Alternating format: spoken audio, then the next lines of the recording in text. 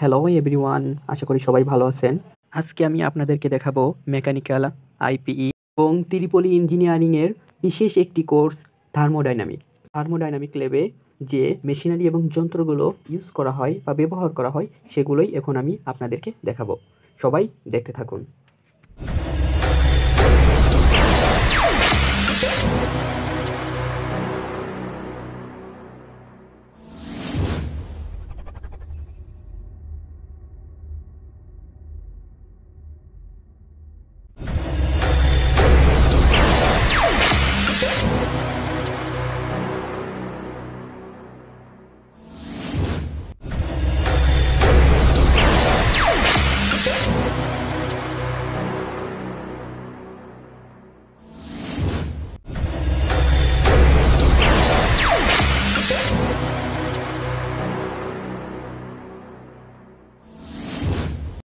ভিডিওটি ভালো লাগলে এবং এরকম নিত্য নতুন ভিডিও পেতে উইথ বাসির চ্যানেলটি সাবস্ক্রাইব করে উইথ বাসিরের সঙ্গেই থাকুন।